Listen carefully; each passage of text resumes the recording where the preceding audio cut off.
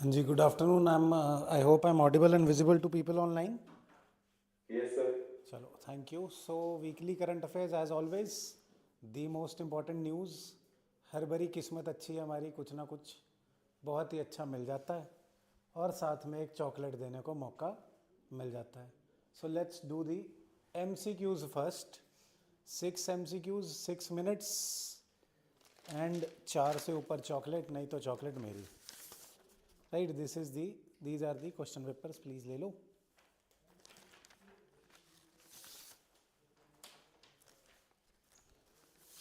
All the best. 6 minute है आपके पास, 6 सवाल हैं. 4 से ऊपर वाले को चॉकलेट, 4 एंड अबव, नहीं तो मेरी chocolate. And all of these questions are actually motivated from newspaper. आपको ये ध्यान देना है कि न्यूज़ सवाल कैसे बन रही है. अगले हफ्ते अखबार पढ़ते हुए ध्यान रखना सवाल कैसे बना था, कि पेपर में वी कैन जज इट.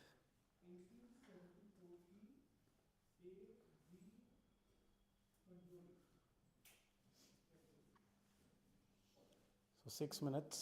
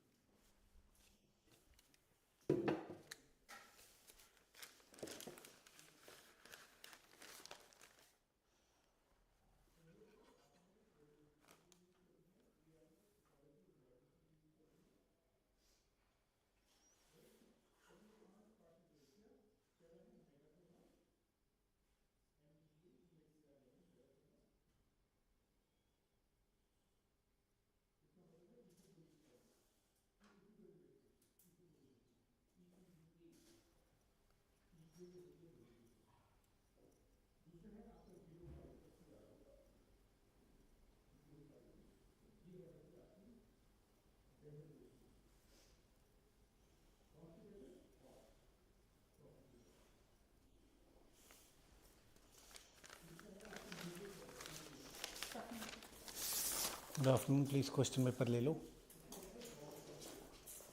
6 out of 6 लेना आज.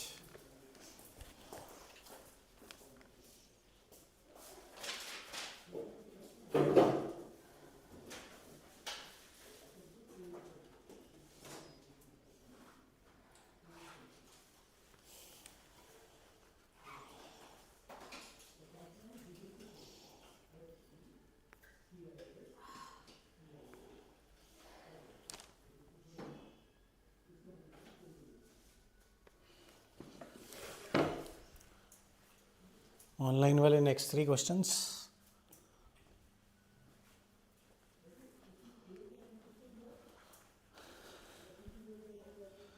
आई हैव ट्राइड कि अब यूपीएससी का लेवल थोड़ा सा गिर गया था लास्ट ईयर, तो मैंने भी एक आध सवाल में गिर दिया है level, trying to follow UPSC.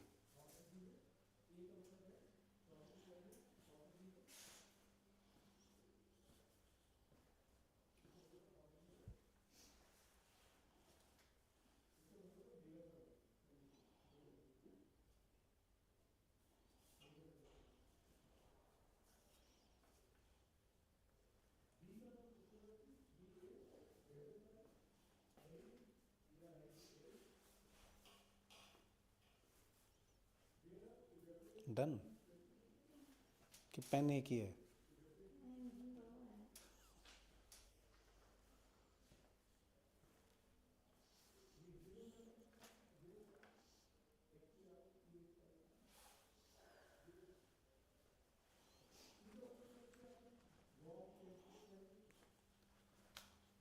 To more minutes.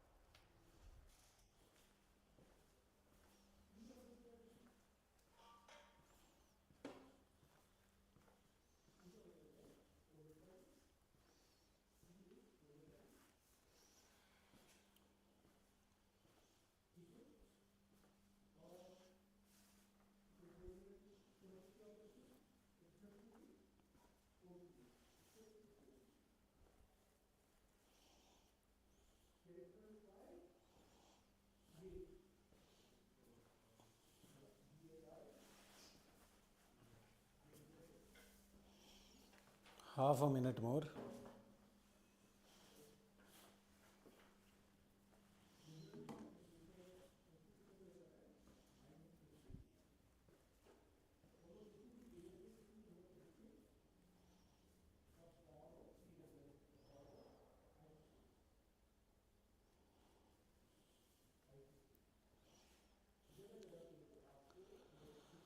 चलो जी, डन एवरीबडी.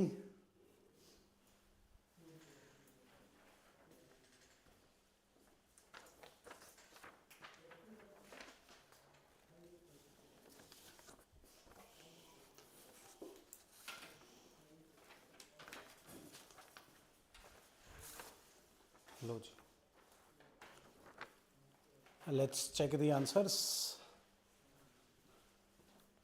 सो डिस्कस भी करेंगे, पहले आंसर्स चेक करते हैं. फर्स्ट का answer is B Bombay. We'll discuss these questions. B Bombay is first, then A America second का, थर्ड का सी चंडीगढ़, फोर्थ का ए अमेरिका, फिफ्थ का बी बॉम्बे, सिक्स्थ का सी चंडीगढ़. सिक्स्थ का सी चंडीगढ़. सही. चलो अब मार्क्स बताओ, फिर डिस्कस करते हैं.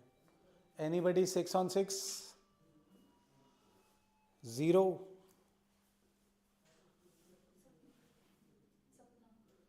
1, 1 out of 6, 2 out of 6, 3 out of 6,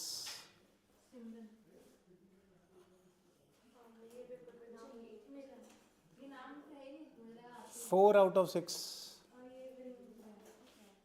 4 out of 6. क्या बात है, चॉकलेट ले गए मेरे से. 5 out of 6 तो कोई नहीं होगा, 6 on 6 भी नहीं. So 4 is the topper today. Come ma'am, take your reward. You have taken my chocolate. A big तालियां साथ में please for the performance. See, this is called turnaround. There were people who were actually sad earlier, but now they're performing, so now they're happy.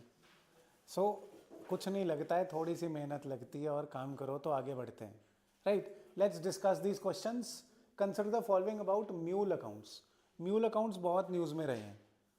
Mule accounts कौन से हैं? जो illicit use के लिए काम आ रहे हैं, बट ये उनके अकाउंट्स होते हैं जो बेचारे थोड़े इलिटरेट थे. अब आप इसको सोच के देखेंगे, हम डिस्कस करेंगे टॉपिक में. So over here mule accounts are owned and operated by criminals. Owned नहीं, ऑपरेटेड बाय क्रिमिनल्स. उनके नहीं होते, खुद के. बात करेंगे, डिस्कस करेंगे. हाँ, तो ओनली नहीं, म्यूल अकाउंट होता ही वो है जो उसका खुद का ना हो. म्यूल कौन है? गधा, जिसको आप गधा बना रहे हो, जिसका अकाउंट इलीगल यूज कर रहे हो. ओनली की जरूरत ही नहीं है, है ना. Mule accounts are use for fraudulent और इलिसिट मनी. ऑब्वियसली ये तो वर्ड ही बता रहा है. सिंपल स्टेटमेंट, प्लेन स्टेटमेंट भी बोलते हैं इसे. ये वाला हैक भी कराऊंगा, plain statement hack. Plain statements are usually true. So answer becomes 2 only. Right. ये कुछ तुक्के वालों का सही भी हो सकता है, इसमें तुक्के वालों का गलत हो सकता है, बिकॉज ये यूपीएससी वाली स्कीम के लिए हमने. लोनर लेक या Lonar lake, impact crater lake है, प्लेन स्टेटमेंट. अब दूसरी स्टेटमेंट में आपने देखना था, ये सबको पता होता है यूजली कि महाराष्ट्र में है, बट ये चालाकी है. This is what UPSC does. देखो ये स्टार्टलिंग फैक्ट है. It is the only crater lake which is saline water, only in the world. Fresh water नहीं है, तो सेकंड स्टेटमेंट गलत हो जाती है. महाराष्ट्र में है, बट सेकंड स्टेटमेंट गलत हो जाती है. Hence the answer becomes 1 only. Right. Then next question. Consider the following. बहुत न्यूज में इंपॉर्टेंट क्वेश्चन हो सकता है, इसे इंपॉर्टेंट मार्क कर लेना अपने पास. दिस और cousin of this, brother of this will come in the exam this time. कि सीरिया के आसपास, इजराइल के आसपास कौन सी कंट्रीज लग रही हैं, कौन सी नहीं लग रही हैं. जिन्होंने मैप देखा हुआ है, सीधी सी बात है, इजराइल सीरिया से लगता है, जॉर्डन लगता है, लेबनान लगता है. ये इराक को मैंने ईरान करा हुआ है. इराक होता तो वो भी सही होता. So answer becomes 1, 3, 4, that is C Chandigarh. ये मैप को आई अगेन रिपीट, घोट घोट के पी जाओ. मिडल ईस्ट को जूस बनाओ और पी लो. यूफ्रेटीज रिवर कहाँ जा रही है, टिग्रिस कहाँ जा रही है, इराक की कैपिटल में कौन सी जाती है, कौन सी रिवर कहाँ ड्रेन कर रही है, कौन सी कंट्रीज आसपास लग रही हैं, है ना। सो एक क्वेश्चन तो आया ही आया। कॉन्फ्लिक्ट जोन्स का भी पिछली बार हमने लिस्ट बनाई थी क्या क्या करना है। सो इसमें से सवाल आना, you know the trick is, the idea is कि सिलेबस बहुत बड़ा है, सारा ऊपर ऊपर से पढ़ने का कोई फायदा नहीं, जिनका प्रीलिम अभी आ रहा है खासकर। सो पिकअप टॉपिक जिसमें से सवाल आना ही आना है ना, और उन टॉपिक को अच्छे से एक तो डिटेल में करो और रिटेन करना है। It is not about reading, it is about retaining. So जिसको ये मैप आता है उसके लिए बहुत सिंपल सवाल है, जिसको नहीं देखा ही नहीं तो पता ही नहीं, ऐसे ही तुक्के मारी चलो।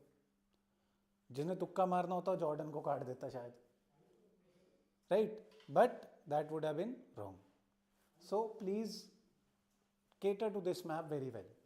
ये थोड़ा आई सेड ना, यूपीएससी के साथ स्टैंडर्ड गिर रहा था 24 में, तो मैंने भी गिरा दिया। पार्ट्स आर्टिकल पूछे तो मैंने भी पूछ लिए कि एक दो याद कर लो। इसमें आर्टिकल है 66, तुक्के वालों ने 64 मारा हो शायद, but article is 66, election of the vice president, right. क्यों न्यूज़ में? बिकॉज जगदीप धनखड़ के खिलाफ रिमूवल की मोशन चली है। डिटेल पूछ लें, हमें पता होनी चाहिए भी रिमूवल कैसे होता है, हमने स्टैटिक पॉलिटी में पढ़ा है, how the vice president is to be removed, right.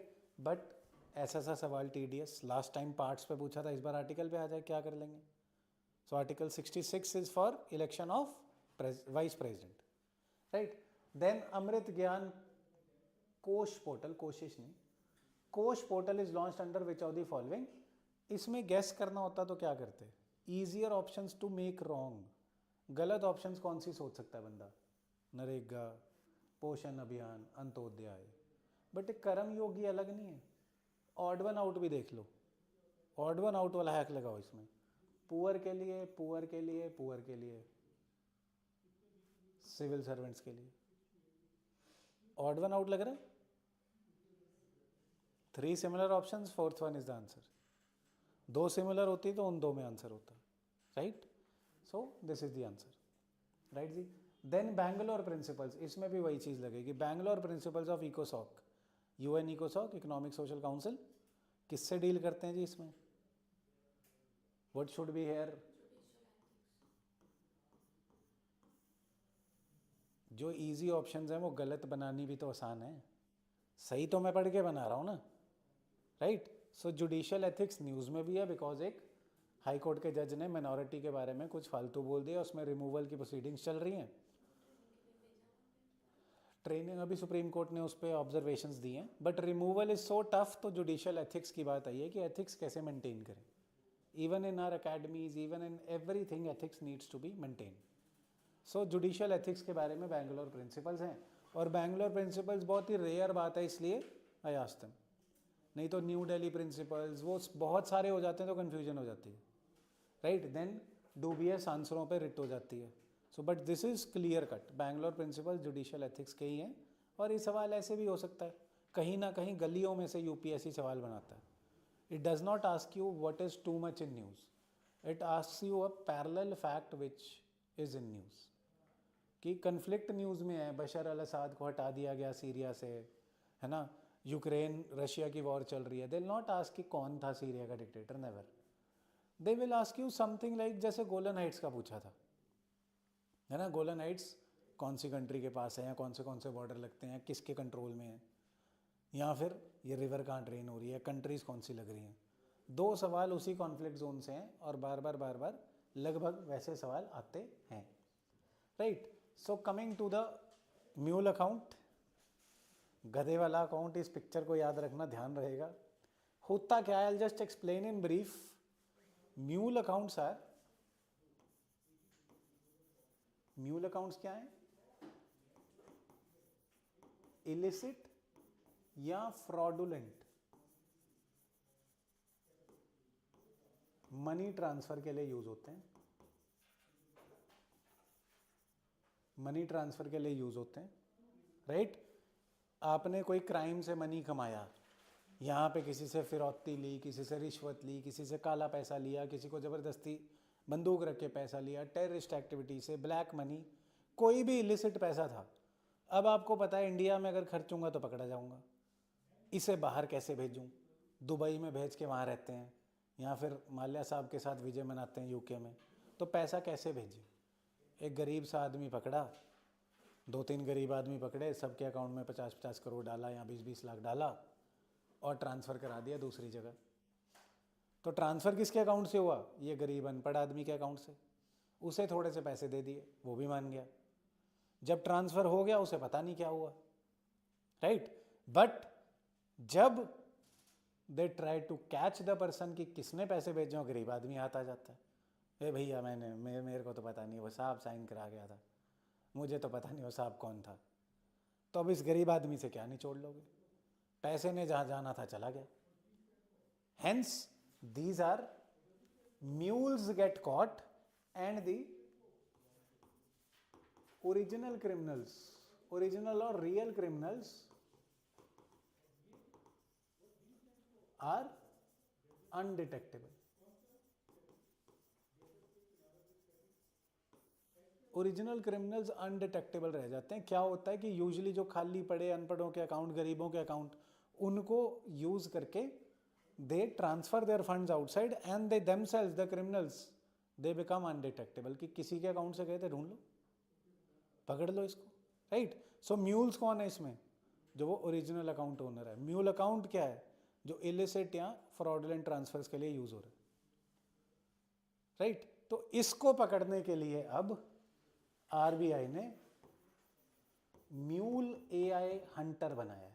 Mule AI Hunter मतलब म्यूल अकाउंट्स के लिए आर्टिफिशियल इंटेलिजेंस को यूज करके इसको हंट डाउन कर लेंगे कि इससे पहले कि इस अकाउंट का यूज हो, आर्टिफिशियल इंटेलिजेंस देख लेगा कि ये अकाउंट म्यूल अकाउंट तो नहीं, उसको फ्रीज कर देंगे। फॉर एग्जाम्पल कैसे देखेंगे?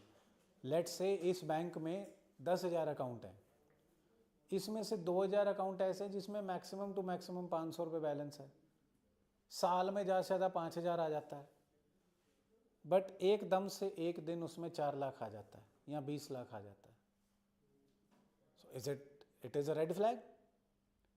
कौन देखेगा? कोई भी नहीं देखता। जो अकाउंट डिपॉजिट कराने वाला होता है डिपॉजिट कर देता है, 20 लाख कराना कराओ, क्या प्रॉब्लम है? आपका अकाउंट है, जितनी मर्जी कराओ। बट अनयूजुअल एक्टिविटी को AI can flag it. AI के थ्रू रोज हर अकाउंट को देखा जाएगा कि कोई अनयूजुअल एक्टिविटी तो नहीं हुई किसी अकाउंट में, जिसमें हुई उसे पहले रोक दिया जाएगा कि यार इसका मनी कहीं और ट्रांसफर ना हो, पहले ही रोक दो यहीं पे, right? So mule AI Hunter is what? RBI ने ये आर्टिफिशियल इंटेलिजेंस के थ्रू पोर्टल बनाया है, ऐप बनाया है, जो म्यूल अकाउंट्स को पकड़ने में और ट्रैप करने में काम आएगा। Any problems? छोटा सा कंसेप्ट है बट क्लैरिटी होनी चाहिए कि सवाल आपको कंफ्यूज ना कर सके। So Reserve Bank of India asked banks to collaborate with this initiative mule AI hunter AI to weed out mule accounts which are used to commit financial fraud, right? mule AI समझिए। then it is artificial intelligence machine learning based developed by RBI Innovation Hub। यार कभी कभार ऐसा सा भी सवाल आता है, RBI Innovation Hub किसका है? ऑब्वियसली सब्सिडरी ऑफ RBI है, ओन्ड बाय RBI, राइट? वैसे तो सिंपल है बट फिर भी क्यों क्लैरिटी ना लें हम। Then the model enables detection of mule accounts in an efficient manner. क्या एडवांटेजेस हैं इसकी? छोटी छोटी, ज़्यादा नहीं पढ़ना है इसमें। Identification of mule accounts through transaction patterns, भी अनयूजुअल ट्रांजैक्शन हुई है। देन रियल टाइम मॉनिटरिंग, लगभग every time it will be monitoring accounts AI के थ्रू, है ना? आर्टिफिशियल इंटेलिजेंस या कंप्यूटर का क्या फ़ायदा होता है? हम बचपन में पढ़ते होते थे कि कंप्यूटर कभी थकता नहीं। आम इंसान को बोलो, नॉर्मल इंसान को बोलो कि रोज़ तू 2-2 लाख अकाउंट देख, लेकिन यार इम्पॉसिबल, और सारा टाइम देख, कंप्यूटर थकेगा नहीं। So real time monitoring. Then better big data analysis can be done with AI। Collaboration among institutions, आपस में एक ऐप से चल रहे होंगे तो सबको पता चलेगा कहाँ से आया कहाँ गया, right? Then regulatory compliance as well, कि फाइनेंशियल फ्रॉड्स को हम रोक सकेंगे। क्वेश्चन प्रीलिम्स का यहाँ से बनता है, म्यूल अकाउंट क्या है, राइट? कॉन्सेप्ट समझ गए? एक बार पढ़ भी लेते हैं। Mule account is a bank account that is used by criminals for illegal activities including laundering of illicit funds. Money laundering में काम आएगा, है ना? A mule account is typically bought over by criminals from their original users who are often from lower income groups और have low technical literacy और financial literacy. वो क्या करते हैं, थोड़ा सा पैसा दे के उससे बोलते हैं कि ये अकाउंट मैं चलाऊंगा, राइट? अकाउंट किसी और का होता है। The related term money mule is use to describe the innocent victims. ये भी ध्यान रखना, क्वेश्चन ऐसे ना घुमा दे कि which of the following are money mules. Mule कौन है? म्यूल क्या होता है? खच्चर। जब घोड़े का दिल गधी पे आ जाता है तो खच्चर है ना, interbreeding. This is how we teach environment में भी एग्जाम्पल दूंगा अगर मैंने पढ़ा है तो, है ना, क्रैश कोर्स में तो वहीं पढ़ाऊंगा। सो खच्चर क्या है? खच्चर इसमें क्या है? म्यूल कौन है? Innocent victim, nobody else, right? This is what we want to do over here. Then Lonar lake news में रहता ही रहता है, अच्छी सी मेगा फोटो भी लग जाएगी। कहाँ पे ये लेक है जो सारे ढूंढ रहे हैं? कहाँ पे है ये लेक? सबको पता है ये लेक महाराष्ट्र में है, और ये लेक इम्पैक्ट क्रेटर लेक है।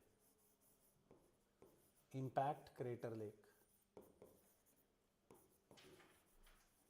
इम्पैक्ट क्रेटर लेक मतलब इस पे मीटेराइट आके गिरा था, वहाँ पे खड्डा बन गया, है ना?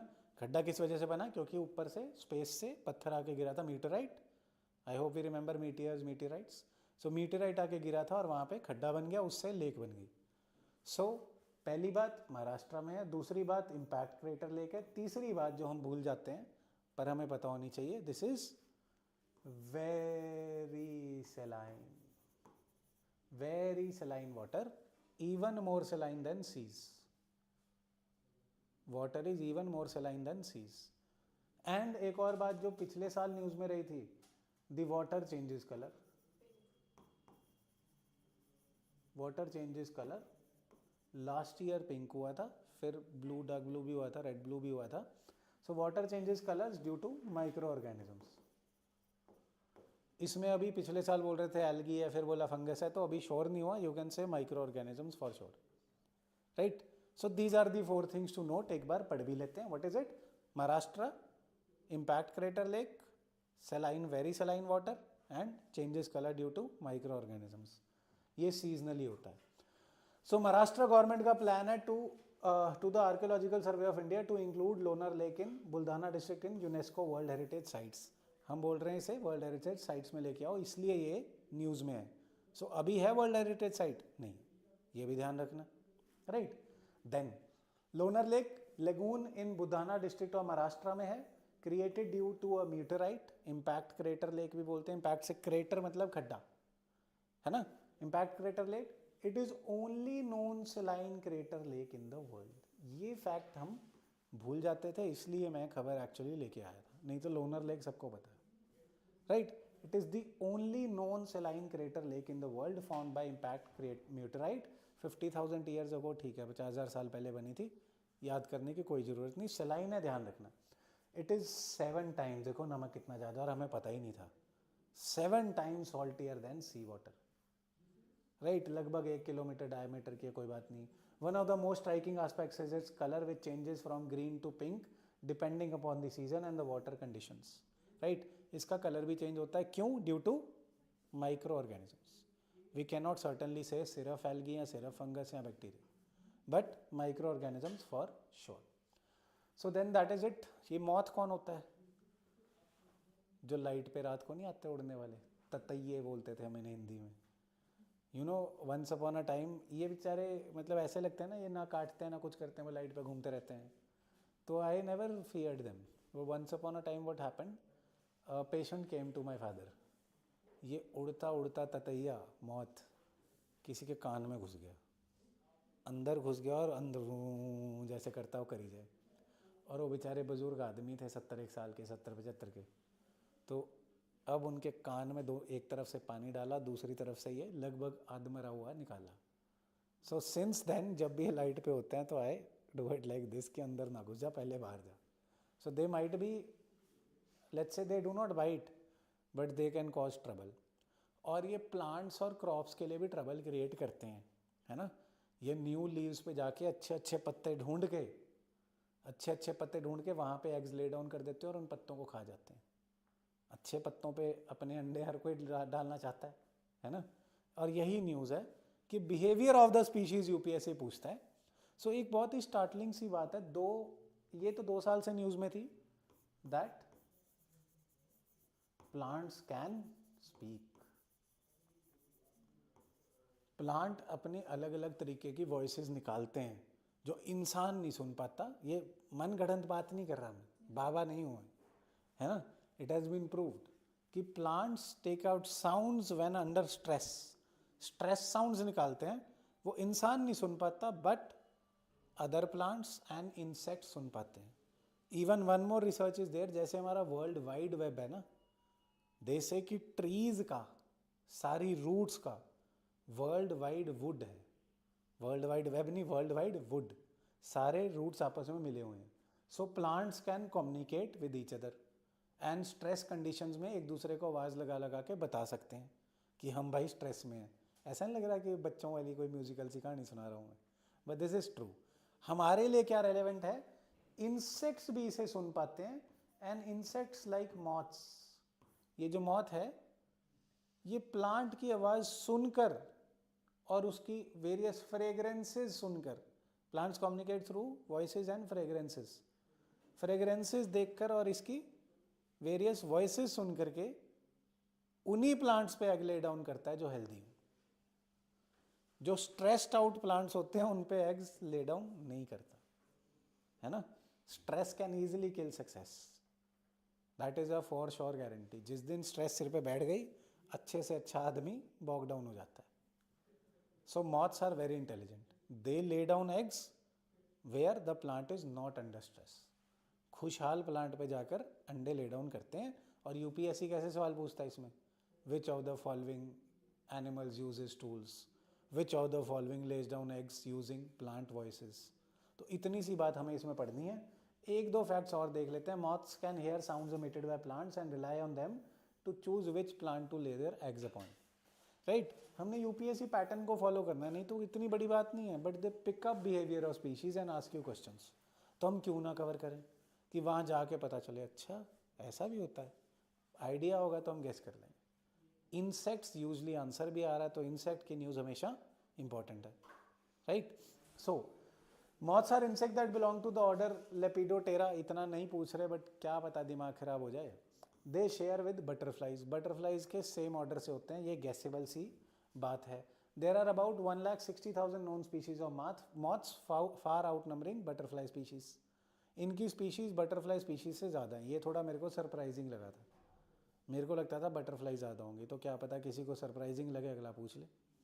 राइट, इसके सिवाय there is nothing else. Highly adapted, they live in all but polar habitats, सिर्फ लाइटों पर नहीं हर जगह जी लेते हैं। Right, they often have duller colours compared to butterfly, simple सी बात। Moth antennae are often feathery and soft unlike the thin and clubbed antennae of butterflies. No need to remember this. Then moths are active at night but sometimes are diurnal. ये पूछा गया है, which of the following are mostly active in the morning or at night? So at night mostly active moths होते हैं, ध्यान रखना mostly. Right? अगर ये क्वेश्चन ऐसे होता ना most की जगह, environment एक और रूल समझो, अगर all moths are active at night, ये गलत है, because all moths को हम जानते नहीं। most, हाँ सच, राइट, ध्यान रखना एनवायरनमेंट में ही rule. Then larvae and adults of moth moth species are plant eaters, plants को ईट करते हैं। ऐसा भी सवाल आता है, which of the following are insectivorous are plant eaters, herbivorous. So moths के बारे में 4-5 फैक्ट हमने क्या देखे। सबसे पहले they can communicate with plants और they can listen to the plant noises. They have more number of species than butterfly. They are active, usually most of the moths are active during night time. There are others who are diurnal but most are active during night time and they are plant eaters. Majority of them are plant eaters. सही, इतनी सी बात से हमारा सवाल निकल जाना चाहिए। Then पिछली बार हमने एक टॉपिक करा था डी डॉलराइजेशन को, ब्रिक्स की करेंसी बन रही है और ट्रंप ने बोला है कि 100% टैरिफ लगा दूंगा अगर तुमने कोशिश करी बेटा डॉलर के साथ खेलने की, डी डॉलराइजेशन की। तो अब क्या कह रहे हैं ट्रंप साहब, तुम इतना जो धमका रहे हो, क्या डर है जिसे छुपा रहे हो। so, क्या डर है, अभी आरबीआई की स्टेटमेंट आई थी, हमारे foreign affairs minister and RBI ने मिलके साथ में बोला है, ट्रंप से एक तरह से लग रहा है कि डर के कि नहीं भाई साहब, हम डी डॉलराइजेशन नहीं, हम तो डाइवर्सिफिकेशन कर रहे हैं,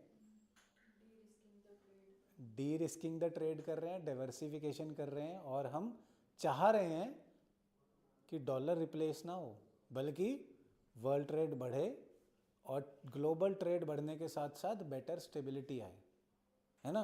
we are not at all trying to replace the dollar with another currency, हम तो लोकल करेंसी में थोड़ा ट्रेड करने की कोशिश कर रहे हैं। This is what the news is all about. So RBI's approach to de-dollarization and diversifying risk, RBI ने क्लैरिफाई करा है stance on de-dollarization, stating that its recent policies are aimed at diversifying risks rather than completely moving away from the dollar. De-dollarization क्या था कि international trade में dollar की dependence को reduce करो, बिकॉज सबसे ज़्यादा ट्रेड डॉलर में होता है, फॉरेन एक्सचेंज रिजर्व में सबसे ज़्यादा डॉलर पड़ा होता है। हमारे कितने percent, more than 50% of the foreign reserve is dollar, right. So hence dollar को कम करने की जरूरत क्यों थी? बिकॉज यूएस ने डॉलर को एज अ वेपन यूज करना शुरू कर दिया था। सो अब क्या देखा जा रहा पैटर्न? एक तो लोकल करेंसीज में 3 बातें नोट करने वाली हैं अभी। एक, लोकल करेंसीज में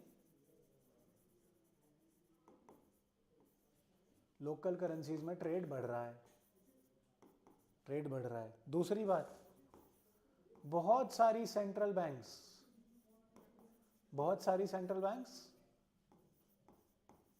गोल्ड परचेज को बढ़ा रही हैं। Mind you, Indian central bank ने सबसे ज्यादा गोल्ड लिया है इस बार। गोल्ड परचेज का क्या फायदा है कि अगर डॉलर गिरता है, अभी एक मनगढ़ंत बात भी बताऊंगा, डॉलर गिरता है तो गोल्ड की तो स्टेबिलिटी है ना, राइट। गोल्ड परचेज बढ़ रहा है। एंड तीसरी और गलत बात जो हमारे लिए है, जितना डॉलर में ट्रेड घट रहा है ना, उतना ज्यादा लायन शेयर चाइनीज करेंसी में बढ़ रहा है। चाइनीज करेंसी डॉलर को रिप्लेस कर रही है, तो हमारे लिए तो चाइनीज करेंसी का रिप्लेस करना बुरी बात है, बिकॉज हमारी तो अब यूएस से ज़्यादा बनती है as compare to China. China तो हमें बॉर्डर पे थप्पड़ मार के भाग जाता है ना। हमारे, सॉरी टू से, बट आर्मी वाले हमारे कुछ नहीं कर पाते। न्यूज़ दोनों तरफ चल पड़ती है, बट चाइनीज़ आर्मी की एक लोकेशन जोग्राफिक बहुत एडवांटेजियस है, और ऊपर से उनके मटेरियल्स बहुत एडवांटेजियस हैं, उनकी प्लानिंग बहुत अग्रेसिव है। So hence this might be bad news for us. So इसीलिए हम क्या चाहते हैं, हमारा मेंस का पर्सपेक्टिव क्लियर होना चाहिए कि हम नहीं चाहते कि हम डी-डॉलराइजेशन के चक्कर में यूएस से बिगाड़ लें, या ब्रिक्स करेंसी मना करके रशिया और चाइना से बिगाड़ लें। तो हम क्या चाहते हैं? हम चाहते हैं बैलेंस, कि यूएस से भी ना बिगड़े और हम लोकल करेंसी को इंटरनेशनलाइज भी कर पाएँ, रुपये को धीरे धीरे अपना इंटरनेशनल ट्रेड के सप्लाई चेन्स में अपना रोल बढ़ा पाएँ, रुपये की लिक्विडिटी और एक्सेप्टेंस बढ़ा पाएँ, है ना। And with this balancing the global needs with Indian needs. जब हम सप्लाई चेन में एक रेलेवेंट चीज़ बन गए, अब चाइना को आप रिप्लेस करके दिखा दो, बोल दो चाइना से हम कुछ नहीं इंपोर्ट करते, देश बंद हो जाएगा आपका। जो दूसरे देशों में चीज़ 10 रुपये की मिल रही है, आपके देश में 1000 रुपये की मिलेगी। So China has built that infrastructure, China has built it. और जब हम आज़ाद हुए थे तो लगभग बराबर थे। अब कितनी बड़ी इकॉनमी होगी चाइना की इंडिया से? इंडिया की इकॉनमी इज़ लगभग 3.67 ट्रिलियन, है ना, 4 के आसपास ट्रिलियन होने वाले हम। चाइना की कितनी होगी? More than 6 times, more than 5 times, है ना, 19 ट्रिलियन के आसपास है, इतनी बड़ी economy. So how have they built it? Through quality revolutions, through infrastructure development, है ना। So all those things, great leap forward, बहुत कुछ किया उन्होंने। हमें भी उनसे सीखना है और ये भी देखना कि दूसरे का महल देख के अपनी झोपड़ी न तोड़ लें, right. So it is all about creating the balance and using diplomacy. So RBI has used diplomacy over here, that we are not de-dollarizing, we are diversifying. So it is often driven by geopolitical tensions and the desire for economic independence. The approach balances global economic realities. ये words लिखने हैं mains में, global economic realities को balance करना है while safeguarding India's financial stability. As such line उठा के फेंक सकते हो, right. The clarification came days after US President Donald Trump ने डराया कि 100% टैरिफ लगा दूंगा। हमने कहा नहीं नहीं नहीं नहीं भाई साहब, ऐसा नहीं करना, हमें नहीं चाहिए ऐसा, राइट। की हाईलाइट्स क्या है डाइवर्सिफिकेशन? शक्तिकांत दास। अब कौन आ गया जी governor? Sanjay Malhotra. Last governor है शक्तिकांत दास, अब आरबीआई के नए गवर्नर हैं Sanjay Malhotra ji. So they say that measures like local currency trade agreements and vostro accounts, we have done this vostro account earlier current affairs में। वॉस्त्रो एंड नॉस्त्रो अकाउंट याद है? एक सवाल प्रीलिम में हो सकता है, वॉस्त्रो नॉस्त्रो क्लियर होना चाहिए, कौन सी करेंसी कहाँ यूज़ हो रही है, क्यों न्यूज़ में, इंडिया रशिया रिलेशन में बहुत ज़्यादा न्यूज़ में है ना, ध्यान रखना। नहीं पता तो बताना, next time I again include this. So Vostro accounts aim to reduce dependency on US dollar but do not intend to eliminate its role entirely. So Vostro accounts, bank accounts held in India by foreign banks and otherwise, right? So they facilitate trade in local currencies and reduce reliance on third party currency like dollar. So third party currency कैसे हुई? India China trade कर रहे हैं, आपस की currency नहीं, dollar की currency में कर रहे हैं। सो यूजुअली दुनिया में ये हो रहा है, इसलिए यूएस डॉलर को एज अ वेपन यूज कर पा रहा है, बट हमें उसके रिस्क को कम करना, right. So central bank is gold buying स्प्री, I told you. Gold को क्यों बाय करी जा रहे हैं? Again day risking from dollar. एक तरह से आप ये भी देख पाओगे अगर आप प्राइसेस को मॉनिटर करते हो, so gold in relation to dollar is becoming more and more expensive. Dollar की वैल्यू कम हो जाती है, गोल्ड की वैल्यू बढ़ जाती है, बिकॉज जब लोग डिमांड करते हैं तो डिमांडेड चीज़ की वैल्यू बढ़ जाती है, डॉलर की कम हो रही है। सो इसमें भी फ़ायदा है कि डॉलर की जगह हम वो चीज़ रखें जो ज़्यादा बढ़ रही है, right. So we are trying to increase the share of gold in our foreign exchange reserve, but अभी भी मैक्सिमम शेयर किसका है? डॉलर। कभी मैक्सिमम शेयर पे सवाल आता है तो डॉलर ही करना, right. So the shift to gold is driven by uncertainty such as Ukraine war, countries like Russia and China coming together. So लोग सेफर इन्वेस्टमेंट में जा रहे हैं। गोल्ड इज कंसिडर्ड, आज भी घरों में क्या करते हैं हम, इन्वेस्टमेंट करनी है तो गोल्ड ले लेते हैं, सेफर इन्वेस्टमेंट है कि इसकी तो वैल्यू है ना, बेच लेंगे बाद में, right. The dollar share in global foreign currency has seen a gradual decline, partly offset by the rise of Chinese yuan. So replace कौन कर रहा है? This is bad news for us.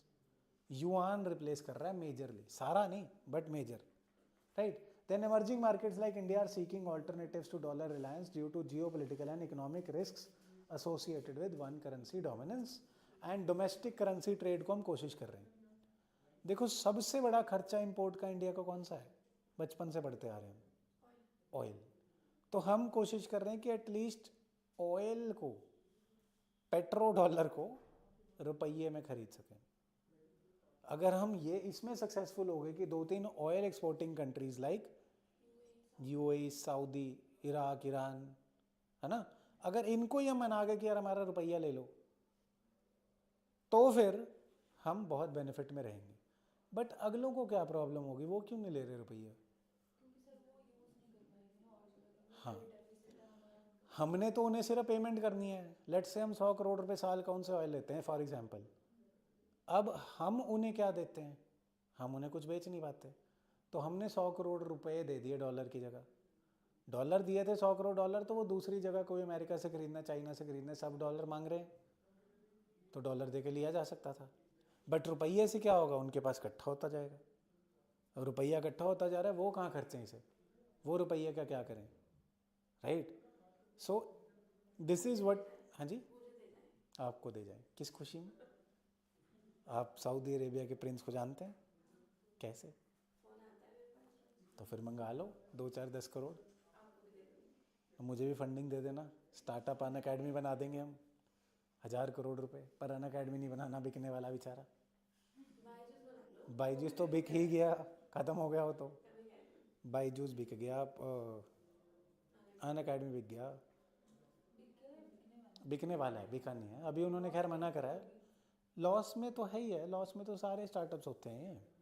But on academy says, अभी बीच में चला था कि Elon career institute उन्हें खरीद लेगा, बट फिर उनके जो गौरव मुंजाल और रोमन सैनी हैं, उन्होंने मना करा कि हम नहीं बेच रहे। एलन तो is supposedly showing profit in its this bank statements और दी अकाउंट बुक्स में तो बहुत प्रॉफिट शो कर रहा है एलन। इवन अन अकेडमी भी 170 करोड़ रुपए कैश बता रहा है कि हमारे पास है। अब है कि नहीं मुझे नहीं पता, राइट।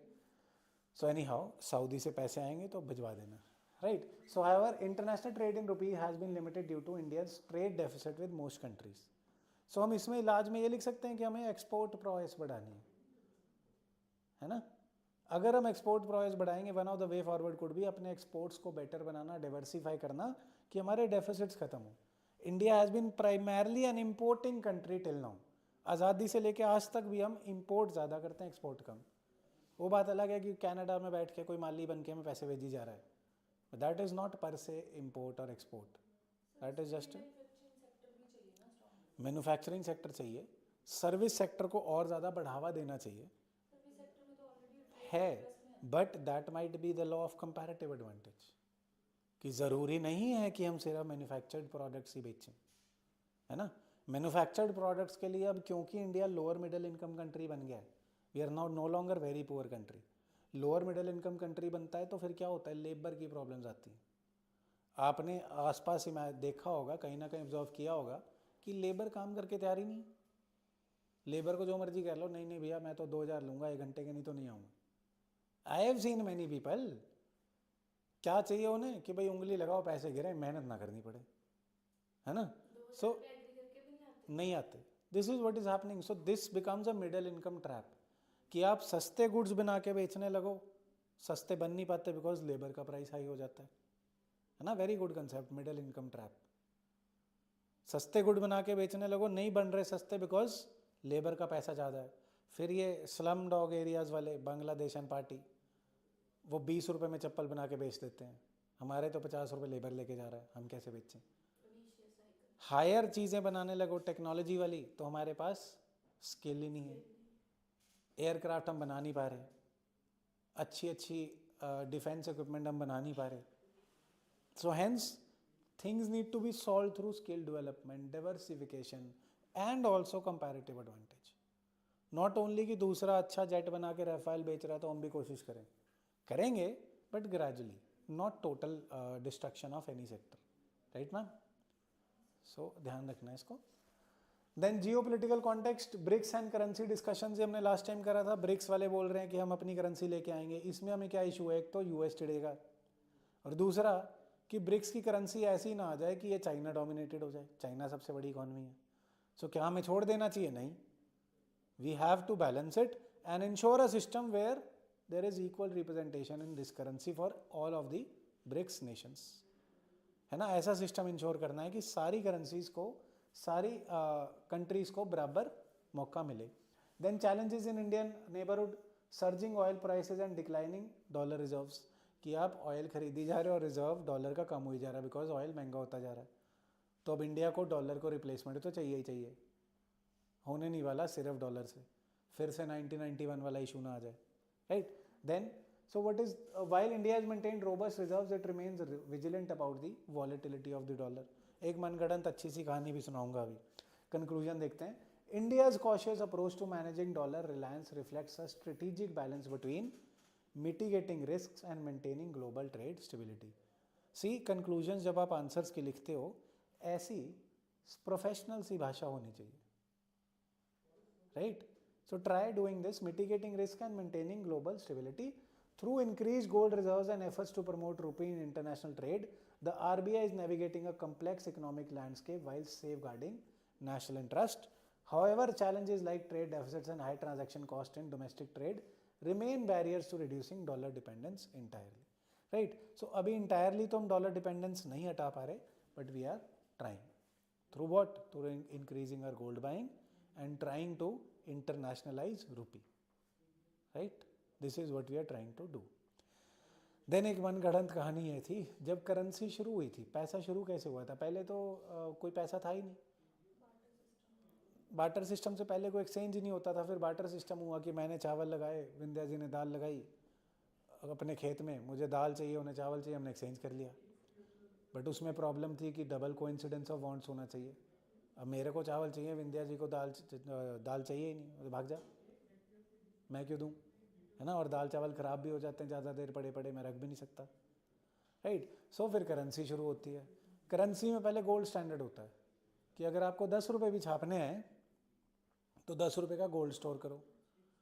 फिर हमने ग्रेजुअली देखा कि इतनी ज़्यादा करेंसी की नीड बढ़ती जा रही है, इतना गोल्ड तो है नहीं, और अगर हम गोल्ड को स्टोर कर लेते हैं तो वो तो एक एसेट को हमने बंद करके रख लिया, यूज़ ही नहीं हो रहा। वो ज्वेलरी बनेगा, किसी साइंटिफिक चीज़ में यूज़ होगा, उसको सेंट्रल बैंक्स के ताले में क्यों रखना है, यूजलेस हो रहा है। तो फिर हमने गोल्ड स्टैंडर्ड को हटा के currency based upon monetary policy start कर दिया। सो अब एक तरह से ये समझो कि हम कागज़ तो छाप ही जा रहे हैं, है ना, पर उस कागज़ के पीछे वैल्यू कोई नहीं है, जस्ट एक वादा है सरकार का कि हम दे देंगे, है ना। यूएस डॉलर को सारी दुनिया अपने अपने पास अरबों अरबों रख के बैठी है, और यूएस कागज़ पे छाप के दे देता है $1000, $10,000, $5000, $100। इसके पीछे वैल्यू क्या है? एक वो कागज़ की वैल्यू तो ₹5 ₹10 है ना, पर बांटे हुए हज़ारों लाखों डॉलर। तो जितने कन्फ्लिक्ट्स बढ़ते जा रहे हैं मिडल ईस्ट में, इसमें उसमें, अगर ये करेंसी सिस्टम ही फेल हो गया, फिर फेल मतलब कि बड़ी बड़ी इकॉनमीज़ ने बोल दिया हम दूसरों की करेंसी एक्सेप्ट ही नहीं करेंगे। जिनके पास डॉलर पड़े हैं लोग बोल दें दूसरी कंट्रीज़ के हम एक्सेप्ट ही नहीं करेंगे, कि हमारी तो यूएस से वॉर है, यूएस ने टैरिफ बढ़ा दिए हैं, हम डॉलर नहीं एक्सेप्ट करेंगे, हम तुम्हारी करेंसी भी नहीं एक्सेप्ट करेंगे, आप हमारी करो बट हम आपकी नहीं करेंगे। फिर क्या होगा? इंडिया जैसी इकॉनमीज़ के साथ क्या होगा जिन्हें ऑयल चाहिए ही चाहिए। So since with increasing conflicts हमें क्या करना चाहिए? एक तो कन्फ्लिक्ट्स को पैसिफाई करना चाहिए कि ज़्यादा मत लड़ो, एंड अपनी इम्पोर्ट डिपेंडेंसी को कम से कम करना चाहिए, कि ऑयल हमारा सबसे बड़ा रिक्वायरमेंट है। हाँ जी, आत्मनिर्भर बनना चाहिए। ऑयल की रिप्लेसमेंट क्या हो सकती है? इंडिया के पास क्या ज़्यादा है? सोलर एनर्जी, रिन्यूएबल भी है, ग्रीन भी है। सो आपने देखा होगा कि इंडिया डेवलपिंग क्या, डेवलप्ड कंट्रीज़ में भी बहुत ज़्यादा आगे चल रहा है इन केसेस ऑफ रिन्यूएबल एनर्जी। क्यों? बिकॉज इंडिया का एक इन्वायरमेंट तो इन्वायरमेंट, इंडिया का एक इकोनॉमिक भी बहुत तगड़ा बेनिफिट है कि ऑयल की डिपेंडेंस रिड्यूस हो जाएगी। यू नो, अमेरिका ने अपने पास ऑयल के बहुत बड़े रिजर्व्स रखे हुए हैं, वो खर्चता नहीं है अपना ऑयल, दूर से खरीद के दूसरी कंट्री से खरीद के यूज़ करता है, अपने घर में अपनी कंट्री में बहुत बड़े बड़े रिजर्व्स बनाए हुए हैं कि अगर कुछ ऐसा हुआ ऑयल मिलना बंद हो गया तो हमारे पास रिजर्व है, 1-2 साल चला लेंगे, राइट। इंडिया के पास ऐसे रिजर्व नहीं थे। इंडिया ऑल्सो ट्राइड, बन रहे हैं, we are trying to make it, but we do not have very big reserves. So hence we need to diversify our energy basket as well. सारी चीज़ें जुड़ी हुई है ना, देखो पेपर से।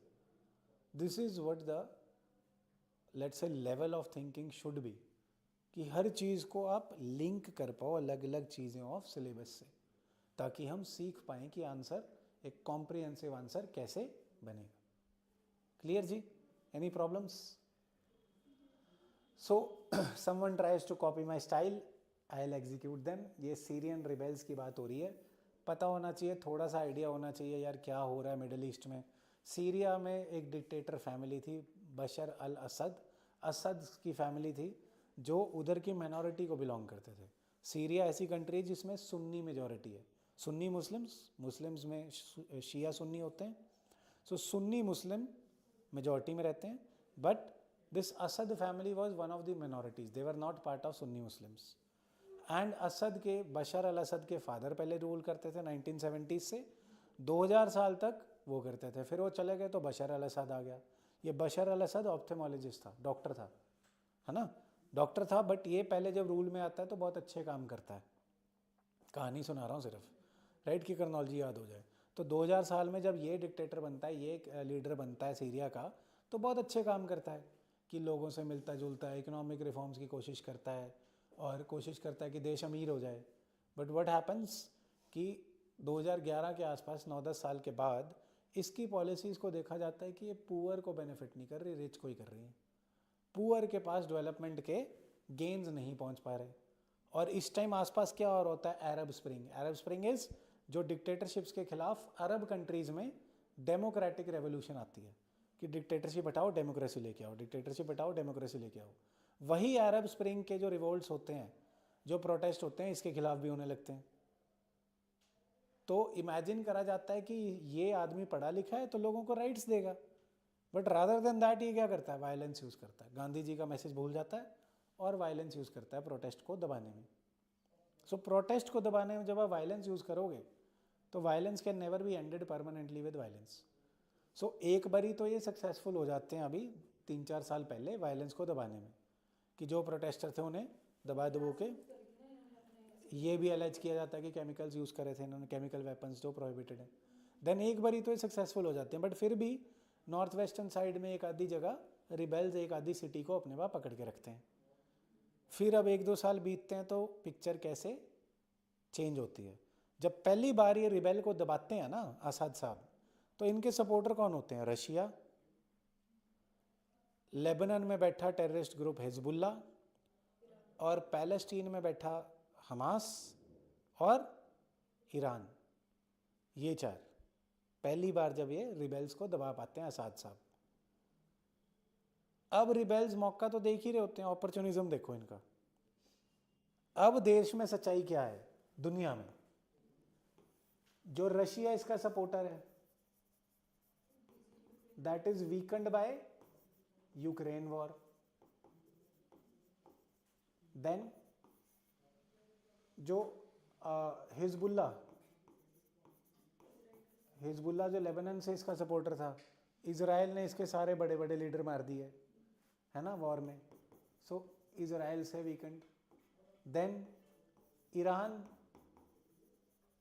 ये अगेन इजराइल से मार खा रहे हैं और उनसे लड़ रहे हैं, अपनी आर्मी का कुछ नहीं कर सकते। Then again next would be, कौन सा रह गया, हमास। हमास को तो लगभग इजराइल ने ख़त्म ही कर दिया, इजराइल डिफेंस फोर्सेस। हिजबुल्ला को मारा। Hezbollah is axis of resistance of Iran ना, ईरान की प्रॉक्सी फोर्सेस हैं।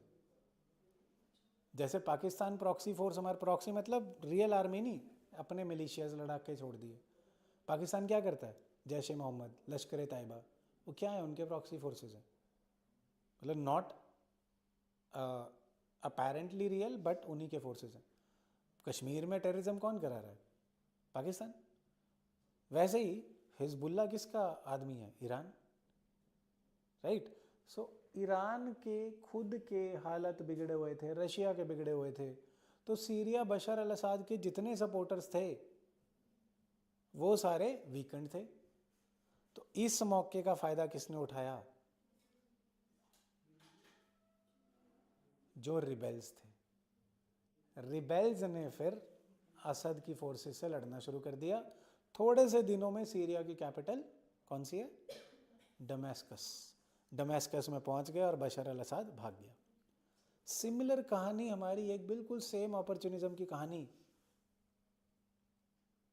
मॉडर्न हिस्ट्री में भी हुई थी। 1738, look at the chronology, look at the analogy. 1738 में कौन सी बैटल होती है, मॉडर्न हिस्ट्री वाले भगवान, अरे यार, battle of Karnal. Battle of Karnal किसके बीच में होती है, इसी देश के हैं ना हम। अरे भाई चलो सारी कहानी मैं सुनाता हूँ फिर। जब अंग्रेज आते हैं यहाँ पे जहांगीर और उसके टाइम पे, तो बहुत स्ट्रॉन्ग रूलर होते हैं। इंडिया में मुगल रूलर्स बहुत स्ट्रॉन्ग होते हैं। सो अंग्रेज अपना साम्राज्य नहीं बना पाते, है ना। एक बारी कोशिश करते हैं जहांगीर के टाइम, औरंगजेब के time, but Aurangzeb is a very strong ruler, वो मारता अंग्रेज़ों को। फिर वो उसकी बीवी के पास मुंदरियाँ लेके पहुँच जाते, भाई साहब हम तो व्यापार करने दो, हम आप पे अटैक नहीं करेंगे। तो अंग्रेज भी जाके ऐसे साइड में छोटा सा अड्डा बना लेते हैं, वहाँ अपना व्यापार करते रहते हैं। हमेशा अपॉर्चुनिटी ढूंढते रहते हैं कि कब मुगल एम्पायर वीक होगा तो हम अपनी लड़ाई करके जीतेंगे। सो बैटल ऑफ करनाल में नादिर शाह एक वीक मुगल रूलर को मारते हैं। कौन होता है मुगल रूलर, मुगल रूलर की बहुत बेइज्जती करते हैं, बहुत ज़्यादा तगड़ा डिफीट करते हैं, उसे अपने ही कोर्ट में नचवाते हैं, मोहम्मद शाह रंगीला। तो अब जब नादिर शाह तो लूटपाट के चला जाता है, ये आदमी कोहिनूर ले जाता है इंडिया से, है ना। नादिर शाह तो मार पीट के चला जाता है, लूटपाट के चला जाता है। तो ये मैसेज किसको मिलता है? Message is to the Britishers कि अब मुगल साम्राज्य वीक हो चुका है, अब मारो इन्हें। सो जब आप वीक हो गए तो कोई भी मारेगा आपको। तो what is that battle? Battle of Buxar. कब होती है battle of Buxar? Sorry, battle of Plassey, not Buxar, Plassey. 1757 में बैटल ऑफ प्लासी से अल्टीमेटली फिर ब्रिटिशर्स कंट्रोल ले लेते हैं। तो सिमिलरली आज किसको हटाया गया? असद। उस टाइम किसको हटाया गया था? Mughals, right. So similar idea, देखो हिस्ट्री रिपीट्स इटसेल्फ। तो हिस्ट्री पढ़ने का यही फायदा है कि जब आपने पीछे से लेसन लिया हो तो आगे वो गलती दोबारा ना करो। Coming back to the topic, idea मिल गया। इसमें जस्ट रीडिंग वाली चीज़ें हैं तो मैं बहुत ज़्यादा टाइम नहीं लगाऊंगा। Over here we must know कि the points we noted, 2-4 point लिखने हैं तो लिख भी सकते हो, नहीं तो जस्ट रीड इट। कि असद फैमिली असद 1970 से रूल कर रहे थे। हफीज़ अल असद इनके फादर थे। देन 2000 साल में बशर अल असद आते हैं। I told you the story. Any problems, any issues? चल, एक टाइमलाइन का अच्छा सा डायग्राम भी मिल जाएगा। बेसिस ऑफ डिवीजन क्या है? इस्लामिक रिलीजन शुरू कैसे होता है? इस्लामिक रिलीजन की मान्यता ये है कि जो प्रॉफिट मोहम्मद हैं, he is the messenger of God, है ना। वो अल्लाह से मैसेज लेके आते हैं और ह्यूमैनिटी में स्प्रेड करते हैं। तो इससे इस्लाम रिलीजन का ओरिजिन होता है, राइट। सो जब जब जब जब प्रॉफिट मोहम्मद जी की डेथ हो रही होती है तो he does not have a clear successor कि अब मुस्लिम वर्ल्ड का लीडर कौन होगा। Then there happens divisions because there is no declared successor. तो उस सक्सेसर के लिए एक पार्टी बोलती है ये लीडर होगा, करेंगे इसको डिटेल में भी जब कल्चर करेंगे। दूसरी पार्टी बोलती है ये लीडर होगा। एक साला होता है, एक सन होता है, I think sun in law होता है, सॉरी हाँ सन इन लॉ होता है। तो दोनों में ये प्रॉब्लम आ जाती है भी इनका आने वाला लीडर कौन होगा, है ना। एक गाना भी था इस पे, अबू बकर कुछ नाम होता है बंदे का, मेरे को गाना याद नहीं आ रहा, सब मस्त कलंदर करके गाना था इस पे। So it was all about the war of और the let's say the conflict around succession of prophet Muhammad की इनके बाद मुस्लिम वर्ल्ड का लीडर कौन होगा। तो वो दो फैक्शंस में बट जाते हैं, शिया एंड सुन्नी। ऑल दो फैक्शंस अलग भी हैं बट बहुत सारी हैं, but major two are Shia and Sunni. And Sunni Muslims कौन से? कई बार इंटरव्यू में मेरे एक स्टूडेंट से पूछा था कि ये सदाम हुसैन कौन से मुस्लिम थे? सुन्नी, है ना। ये जो अपने ओसामा बिन लादेन थे, Sunni. So we must know this Middle East crisis में भी बहुत बड़े बड़े इश्यूज हैं इसमें कि 2-3 कंट्रीज़ हैं जो शिया मुस्लिम्स को रिप्रेजेंट करती हैं, 2-3 कंट्रीज़ हैं जो सुन्नी को, 2-3 मतलब बड़ी बड़ी, right. Saudi Arabia, Iran, then Iraq, the bigger countries in this conflict, right. Then there is Israel. इस कॉन्फ्लिक्ट को आईआर में अच्छे से समझने की ज़रूरत है, but we'll understand that with IR. अगर नहीं है अगली बार करंट अफेयर्स में बोलोगे मैं करवा दूंगा, डोंट वरी। देन धनकर साहब पे आ जाते हैं जी। चोट दिमाग पर कीजिए, दिल पर नहीं। सो धनकर साहब पे क्या हुआ है? धनकर साहब is our honorary vice president and इनको एलेज किया जा रहा है ऑपोजिशन के द्वारा कि ये तो सरकार के आदमी की तरह बिहेव कर रहे हैं, चेयरमैन ऑफ राज्यसभा की तरह बिहेव नहीं कर रहे, न्यूट्रल बिहेव नहीं कर रहे, तो हेंस इन्हें हटा देना चाहिए। तो कैसे हटाते हैं जी? Effective majority in Rajya Sabha and simple majority in Lok Sabha. सवाल आने वाला यही है बट फिर भी we must read it in little bit details. Opposition parties of the India block plan to submit a no confidence और impeachment is not a technical word. Impeachment president की होती है, बाकियों का रिमूवल होता है, बट फिर भी स्टेट सर्विस में आए तो रिमूवल इम्पीचमेंट एक मानना। UPSC will use removal, right. So against Rajya Sabha chairman and vice president Jagdeep Dhankhar while lacking sufficient numbers, but ये कोशिश कर रहे हैं कि वार्निंग मिल जाए कि हम लोग तुमसे नाराज हैं। सो वाइस प्रेसिडेंट कौन है जी? सेकंड हाईएस्ट कॉन्स्टिट्यूशनल ऑफिस है। जस्ट क्विकली रिवाइजिंग इट, आपको पता है सेकंड हाईएस्ट कॉन्स्टिट्यूशनल ऑफिस है। Modern on lines of American vice president, ये गलत हो जाता है कभी कभी पेपर में, अमेरिकन वाइस प्रेसिडेंट पे लाइंड है, राइट। देन सिटीजन होना चाहिए, 35 साल उम्र होनी चाहिए, qualified to be elected as member of Rajya Sabha, ध्यान रखना लोकसभा नहीं है यहाँ पे, प्रेसिडेंट में लोकसभा होता है, right. Can not hold any office of profit, office of profit act में दिए होते हैं office of profit, right. Then election, ये मैंने गंदा सवाल पूछा था, कौन सा आर्टिकल है, इलेक्शन आर्टिकल 66 है। जो लोग प्रेसिडेंट को रिमूव करते हैं वही लोग वाइस प्रेसिडेंट को इलेक्ट करते हैं, सेम इलेक्टोरल कॉलेज। कौन कौन? Elected by N electoral college of members of both houses of parliament, है ना, इलेक्टेड एंड नॉमिनेटेड दोनों, सही। Both houses of parliament, state legislature का कोई रोल नहीं होता। रिवाइज कर रहे हैं फटाफट, जिन्होंने नहीं पढ़ा हुआ इसको हाईलाइट कर लेना जब पढ़ेंगे, अलग नोट्स मत बनाना, right. So single transferable votes होता है, it is different from electoral college of the president. Electoral college of president में क्या है, एक तो सिर्फ इलेक्टेड मेंबर्स होते हैं और इसमें स्टेट लेजिस्लेचर भी होता है ना। We have done this in static polity, जिनका नहीं हुआ होगा सो अभी इसको ज़्यादा नहीं ध्यान देना कि अलग नोट्स बनाओ, वहीं पे हाईलाइट कर लेना, ये न्यूज़ में प्रेसिडेंट से 1-2 सवाल तो आते ही आते हैं, so please keep that in mind. So all doubts and disputes concerning the election of vice president are decided by supreme court. Supreme court में जाता है, हाई कोर्ट में नहीं, ध्यान रखना। हाँ जी, एनी प्रॉब्लम्स? चलो, सो टेन्योर ऑफ ऑफिस क्या है जी, 5 साल नॉर्मल टेन्योर है, कॉन्स्टिट्यूशन में एज सच 5 साल नहीं है, नॉर्मल टेन्योर 5 साल, राइट। कैन रिजाइन किसको करेगा जी, प्रेसिडेंट को, सिंपल सी बात।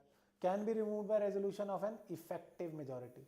इफेक्टिव मेजोरिटी क्या था, एब्सोल्यूट मेजोरिटी माइनस वैकेंसीज, जो डेथ या रेजिग्नेशन से वैकेंसी हुई है उसको माइनस करके, so kind of absolute majority का मॉडिफाइड पैटर्न।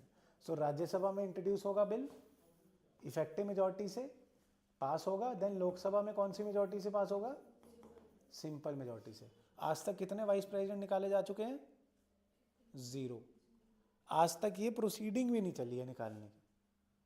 सो अगर हटा, वैसे तो नहीं हटने वाले साहब, बट अगर हटे तो पहली बार होगा, कहीं पेपर में कंफ्यूज ना करें, first vice president to be removed, none. Proceeding भी पहली बार, प्रोसीडिंग पहली बार पास होएगी अगर हो गई तो, अभी हुई नहीं, राइट। सो क्या करते हैं जी, vice president ex officio chairman of Rajya Sabha होते हैं, राइट। राज्यसभा के सेशंस के ऊपर प्रिजाइड करते हैं, does not vote in Rajya Sabha except on a tie, है ना, राइट। देन एक्टिंग प्रेसिडेंट होते हैं अंडर आर्टिकल 65, जब प्रेसिडेंट ना हो तो वाइस प्रेसिडेंट एक्ट करते हैं, मेन रोल इनका यही है। Ceremonial role represents the dignity and neutrality, obviously. Impeachment नहीं, रिमूवल मानना। 67B में can be removed by resolution, a majority of all the then होना चाहिए, all the then members of Rajya Sabha, the then members means effective majority, right. Agreement of Lok Sabha, ये ध्यान रखना, कई बार UPSC effective majority की जगह द देन मेंबर्स कर देता है, the then members means minus vacancies, ध्यान रखने वाली बात, सही। Requires at least 14 days notice before moving the resolution. Consider the following statements में ऐसी स्टेटमेंट साथ आ जाती है, 14 दिन का नोटिस देना, 15 नहीं, 20 नहीं, 50 नहीं, 14, right. Then notice for resolution about the news, ये न्यूज़ है सिर्फ कि क्या क्या एक्विजिशंस हैं, इसमें ज़्यादा नहीं, बट जस्ट रीड इट की सवाल समझ आ जाता है। देन प्रधानमंत्री पोषण शक्ति निर्माण, इसमें एक ही सवाल आना चाहिए, एक ही सवाल मुझे लगता है, बट फिर भी हमें थोड़ा सा पता होना चाहिए। जो world famous mid day meal scheme थी ना,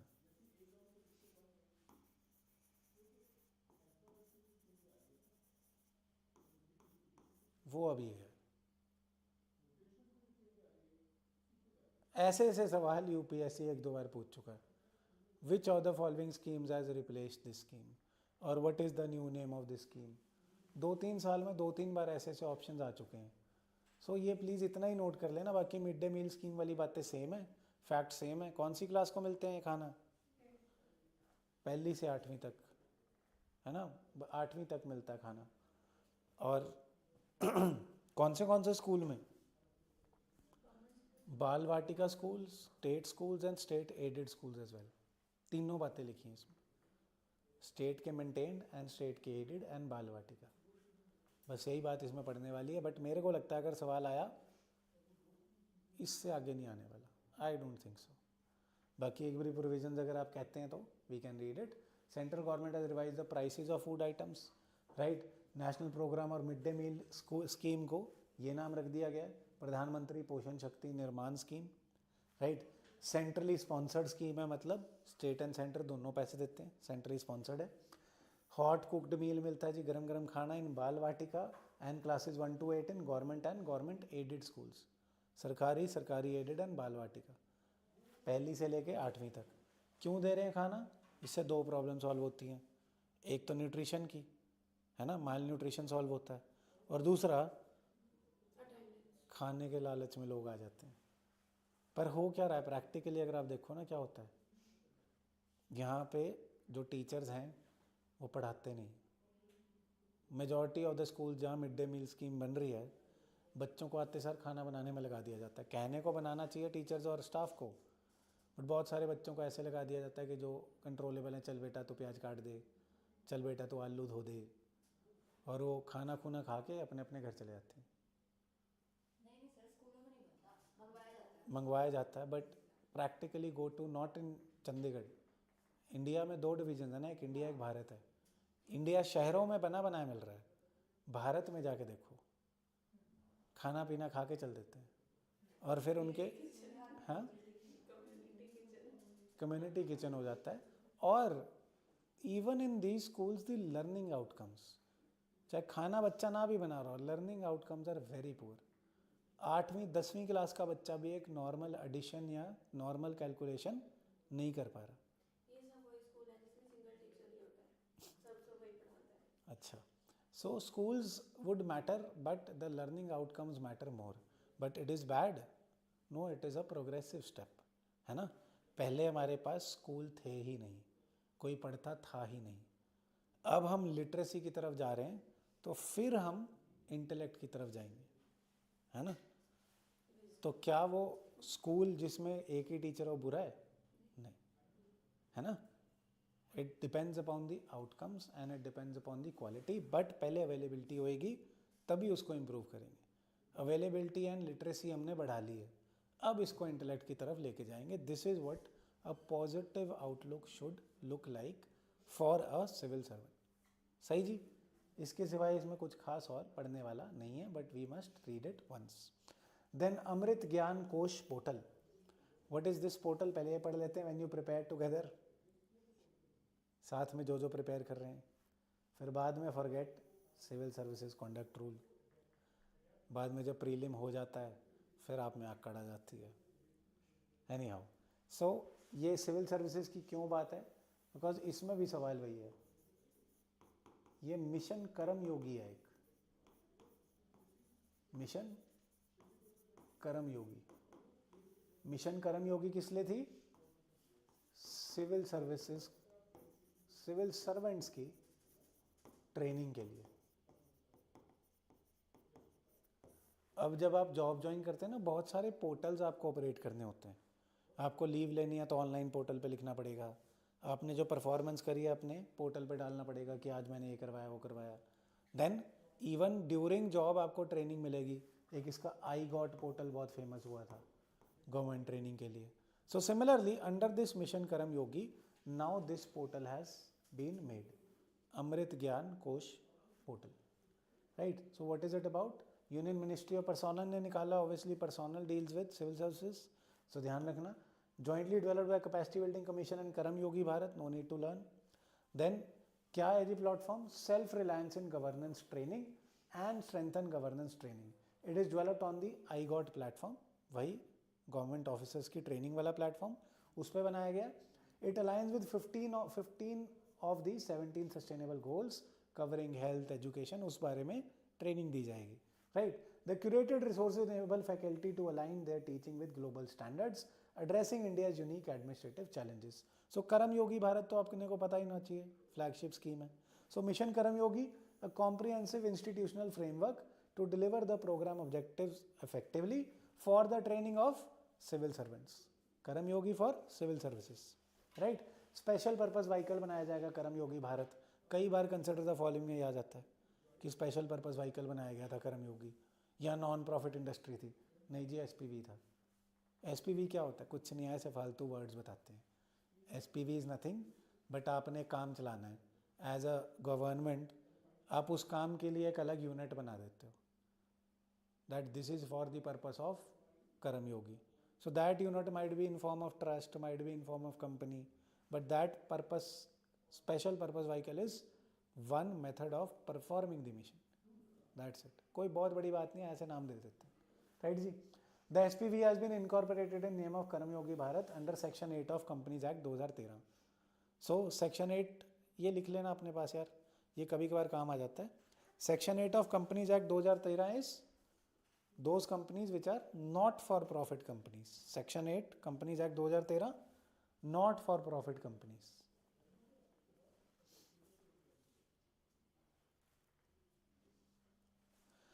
Right, so I got Karam Yogi. What is it?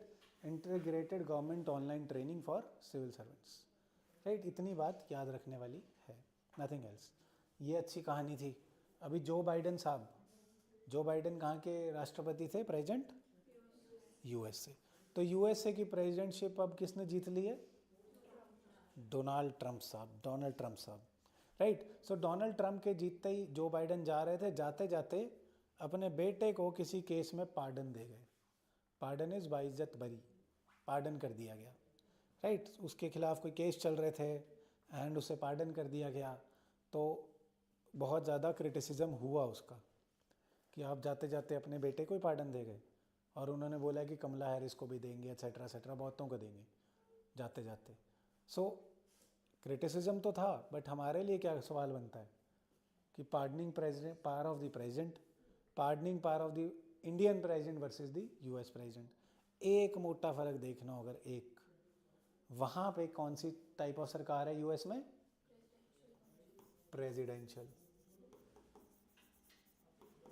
Presidential form of government. India में कौन सी है? Parliamentary.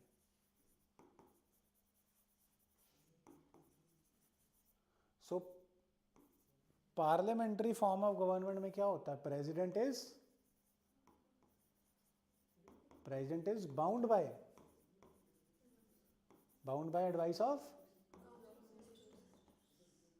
Advice of council of ministers. यहां पे president is not bound by advice. So here the American president, I can say, has discretion, his own discretion या discretion भी बोलते हैं कुछ लोग. बट अमेरिकन प्रेसिडेंट के पास डिस्क्रिशन है, मनमर्जी है, पार्डन करे तो करे. इंडियन प्रेसिडेंट किस बात पे पार्डन करता है? जब काउंसिल ऑफ मिनिस्टर्स उसे बोलते हैं. एग्जैक्टली अगर प्रोसीजर देखो तो होम मिनिस्ट्री के पास जाता है. आप मांगते पार्डन प्रेसिडेंट से हो, बट उसे प्रोसेस और हाँ या ना कौन करता है? Home ministry. Home ministry president को बोलता है पार्डन कर दे, बोलता है हाँ जी सर, ना कर हाँ जी sir.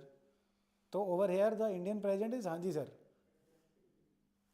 Over there it is मैं बताऊंगा. ऑल्दो प्रोसेसिंग वहाँ पे भी बहुत लंबा चौड़ा प्रोसीजर है, बट प्रोसेसिंग होने के बाद फाइनल कॉल किसके पास है? President of America. यहाँ पे फाइनल कॉल किसकी मर्जी है? Council of ministers. राइट. एक और बात पार्डन में अपने को पता होना चाहिए, जस्ट अ पासिंग रेफरेंस, क्योंकि I have noted passing references में बहुत ज़्यादा क्वेश्चन बन जाते हैं कभी कभी मेरी. सो अगर आप किसी को पार्डन देते हैं, you can write this line if you want. Pardon does not absolve conviction. Pardon does not absolve conviction. So conviction नहीं दूर होती पार्डन से, बस आपको उसकी पनिशमेंट ख़त्म कर दी जाती है. Pardon does not absolve conviction. It only pardons the punishment. It only pardons the punishment.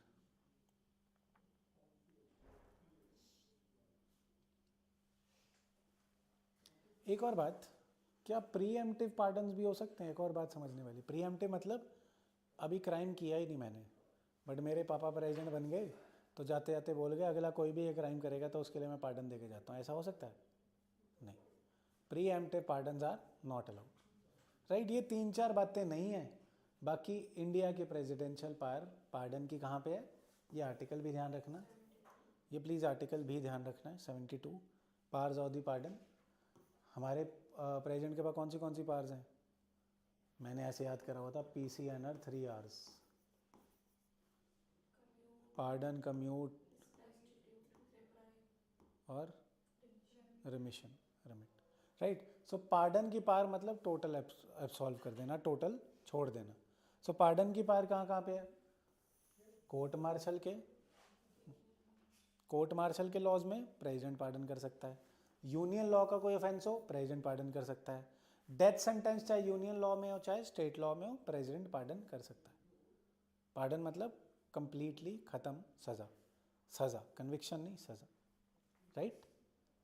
Details बस थोड़ी थोड़ी जो करंट अफेयर्स में आ जाता है उसकी हमें डिटेल्स पता होनी चाहिए कि रेफरिंग डिटेल्स ना आ जाए। सीधी किताब में से आया तो पता ही होगा, तो थोड़ा थोड़ा एक्स्ट्रा पता होना चाहिए, 2-3 points. For example, preemptive pardons can not be there, it just pardons the punishment not the conviction, right. और दूसरी बात, ये केस लॉ अगर कहीं गलती से काम आ जाए, मारू राम केस में बोला था कि प्रेसिडेंट को काउंसिल ऑफ मिनिस्टर्स की एडवाइस पे काम करना होता है।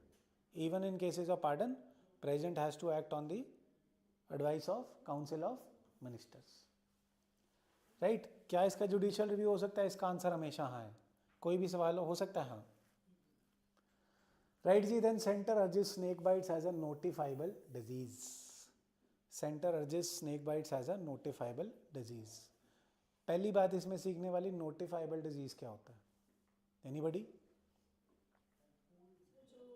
गवर्नमेंट कंसीडर कर रही होती है, तो अगर कोई केस आता है तो गवर्नमेंट को रिपोर्ट करना पड़ता है, लाइक मतलब अखबार पढ़ी जा रही है आजकल। तभी देखो, कैन वी सी की परफॉर्मेंस तभी होती है जब रेगुलरिटी ऑफ न्यूज़पेपर हो। ग्रेजुअली हमें भी जो अभी सीख रहे हैं, चल रहे हैं, उन्हें भी सीखना है ना। So notifiable disease, as she said very correctly, notifiable disease is a list of diseases, if such disease happens to anybody it has to be reported. Usually उन डिजीजेस को नोटिफाइबल डिजीजेस में रखा जाता है जिनके बारे में ये डर हो कि this disease can cause a pandemic, this disease can harm humanity, कि एकदम से फैल जाए, या इसके केस बहुत ज़्यादा आ रहे हैं, है ना। सो नोटिफाइबल डिजीज़ का फ़ायदा क्या है जी? वो हर बारी केस नोटिफाई होगा तो रिकॉर्ड बन जाएगा, रिकॉर्ड होएगा तो डेटा होगा, डेटा होगा तो आप बेटर मैनेजमेंट कर पाओगे। सो स्नेक बाइट से क्यों नोटिफाइबल डिजीज़ बनाना चाहते हैं? इंडिया में बहुत सारी स्नेक बाइट्स हो रही हैं और राइज हो रहा है इस केसेस में, है ना। और इंडिया के पास कोई कॉम्प्रिहेंसिव डेटा एंटी वेनम बनाने का नहीं है, ना ही हॉस्पिटल स्टाफ इतना स्नेक बाइट्स में हर जगह ट्रेंड है, और ना ही हमारे पास ऑब्वियसली एंटी वेनम बनाने के लिए हमारे पास स्नेक होना चाहिए कि उसका वेनम क्या है, जहर क्या है। जब जहर पता चलेगा तभी हम उसका एंटी वेनम बनाएंगे। बट वुड यू बिलीव कि सिर्फ एक ही ट्राइब है इंडिया में जो स्नेक पकड़ पकड़ के देती है? एरूला ट्राइब अभी आएगी, only that tribe catches snakes, and उनके कॉट स्नेक्स पे हम एंटी वेनम बनाते हैं। तो हमने एक पेंटावेलेंट एंटी वेनम बनाया जो बिग 4 स्नेक्स, बिग 4 जो सबसे ज़्यादा बाइट करते हैं, इंक्लूडिंग किंग, कोबरा एक्सेट्रा, उनके सबके खिलाफ तो इफेक्टिव है, बट बाकी स्नेक्स के खिलाफ नहीं है। दूसरी बात कि snake venom can be different on the basis of geography, कि इरूला ट्राइब जहाँ पे किंग कोबरा को पकड़ रही है वहाँ उसका वेनम अलग होता है, हो सकता है, और जहाँ वो काटा, लेट से भाई कश्मीर में काटा कहीं, वहाँ अलग हो सकता है। और एक बात तो सच है, स्नेक्स के लिए भी इंसान के लिए भी जवानी में जहर ज़्यादा होता है, बूढ़े होते होते होते जहर कम हो जाता है। So similar is with snakes, right. So all these factors need to be catered to, and hence notifiable disease बना के हम कोशिश क्या कर रहे हैं कि स्नेक बाइट्स को अच्छे से मैनेज करा जा सके, हॉस्पिटल स्टाफ को ट्रेन करा जा सके, बेटर एंटी वेनम अवेलेबल करा जा सके, और अल्टीमेटली स्नेक बाइट्स के होने वाली डेथ्स को कम किया जा सके, राइट। इसमें एक और पॉइंट है बात करने वाला कि स्नेक्स को कैप्चर करके एंटी वेनम बनाने में एक एक्ट बीच में आती है, wild life protection act. What does it do? It says कि आप स्नेक्स को कैप्चर नहीं कर सकते, स्नेक्स को कैप्चरिंग का ऑफेंस हो सकता है। तो वाइल्ड लाइफ प्रोटेक्शन एक्ट को भी क्लैरिफाई, वैसे उसमें लिखा है रिसर्च पर्पसेस के लिए कर सकते हो, बट अगेन सबको इन्फॉर्म करना और क्लैरिफाई करना, सिंप्लीफाई करना जरूरी है। This is the story. 2-4 facts देखने वाले हैं, साथ में देख लेते हैं। सो यूनियन हेल्थ मिनिस्ट्री ने कहा है कि स्टेट्स को classify snake bites as notifiable diseases which are notifiable, which are likely to cause outbreaks, fatalities or require immediate public health action, right? जो emergency बन सकती हैं उन्हें notifiable disease बनाया जाता है। Then snake bites in India 58,000 deaths होती हैं जी, 3 से 4 मिलियन, मतलब 30-40 लाख स्नेक बाइट्स होती हैं एंड 58,000 डेथ्स भी होती हैं उसमें। 30 लाख बार काटा और 60 के आसपास हज़ार मर गए, right? Then to address this, the government launched the National Action Plan for Prevention and Control of Snake Bite, Anti-Venoming और E-Venoming, NAPSI plan आया था last year. Then aiming to halve snake bite deaths by 2030, आधी करने की कोशिश, and then making snake bites a notifiable disease. India में कितने snake species हैं? 310 लगभग। Then इसमें से 66 ही venomous हैं, venomous मतलब poisonous, venomous, and 42 are mildly venomous, थोड़े कम जहरीले, है ना, ये बहुत जहरीले। Then of these 23 species are medically significant with majority of bites caused by big 4। This is one fact I wanted to highlight कि कल को ना पूछ लें बिग 4 इनमें से कौन कौन है। तो इंडियन कोबरा तो रिलाइजेबल है, इंडियन कोबरा है एक, है ना, कॉमन क्रेट है एक, तीसरा रसल्स वाइपर है, 100 स्केल्ड वाइपर है। तो 2 वाइपर हो गए, एक क्रेट हो गया, कोबरा हो गया। क्या बन गया इसको? कुछ बन रहा है, CKVV, कुछ बना लेना, कभी काम आ जाता है। Big 4 cobra, krait, viper, Russell's viper, 100 scaled viper. याद है आपको लोगों को कि नहीं पहली बार देख रहे हो? सुना है, अब सुना नहीं, अब देखा और याद किया, है ना। So snake bites can lead to acute medical immediate care requirement और प्रॉब्लम्स, कोई बात नहीं, इसको ज़्यादा नहीं करना। नोटिफाइबल डिजीज से फ़ायदा क्या होगा? Could improve surveillance and provide precise data on cases and deaths, right? इससे बेटर मैनेजमेंट होएगी। हाई रिस्क स्टेट्स कौन सी हैं? बिहार, झारखंड, मध्य प्रदेश, उड़ीसा, उत्तर प्रदेश, आंध्र प्रदेश, तेलंगाना, राजस्थान, गुजरात। कौन सी वाली साइड पे? इंडिया में एक बात सच है, जो कोई प्रॉब्लम होती है उसके हमेशा हाईएस्ट वनरेबल कौन होते हैं? या पुअर या फार्मर। यहाँ पे भी पुअर स्टेट्स और फार्मर्स को स्नेक बाइट ज़्यादा हो रही हैं फील्ड्स में, है ना। सो अगर कोई क्वेश्चन ऐसा सा आ जाए तो we must have an idea, याद नहीं करना, but we must have an idea. So challenges of treating snake bites, delayed और no health care access, training ही नहीं है लोगों को हॉस्पिटल्स में। Then testing gaps, test to confirm snake bites are unavailable. Anti venom, almost all the venom that is use to develop, ये Irula tribe catch करके देती है स्नेक को, इसी के कैप्चर्ड स्नेक पे बनता है। But again I told you the problems कि हो सकता है जोग्राफिक डिफरेंस हो, यहाँ से जिन्होंने पकड़ा था ये कहाँ पे पकड़ रहे हैं? States of Tamil Nadu, Karnataka, Kerala. हो सकता है नॉर्थ इंडिया में अलग टाइप का वेनम हो, है ना। This is a major challenge as biochemical constituents and effect might be different. Venom potency changes with age, जवानी में ज़्यादा जहर होता है ज़्यादातर, है ना, बूढ़े होते होते हम अम्बल हो जाते हैं, जहरीले कम हो जाते हैं। Then other challenges, anti venom themselves cause various reactions, कई बार एंटी वेनम से ही बंदा मर जाता है, होता है बहुत बार। There are also local species such as the banded krait, monocled cobra, etcetera etcetera etcetera. So जो हमारा एक पेंटावेलेंट वेनम है, और सॉरी एंटी वेनम है, वो 4 स्पीशीज़ के खिलाफ तो बड़ा सही इफेक्टिव है, बट बाकी स्पीशीज़ के खिलाफ हमारे पास एंटी वेनम है ही नहीं। काट गया सांप तो इलाज ही नहीं है, मरो धीरे धीरे, इंजॉय करो रात में, है ना। So venom collection, experts recommend zonal venom collection centres, ये मेंस में काम आ जाता है कि जोनल वेनल कलेक्शन सेंटर्स लेके आओ। वाइल्ड लाइफ प्रोटेक्शन एक्ट इसमें कॉम्प्लिकेट करती है, तो इसे भी सिंप्लीफाई करना चाहिए।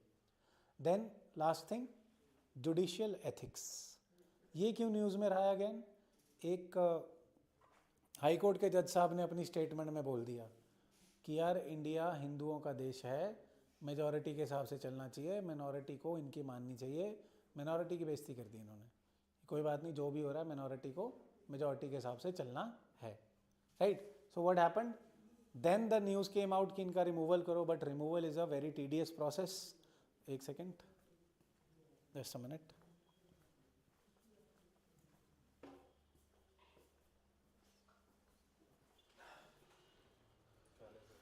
बढ़िया।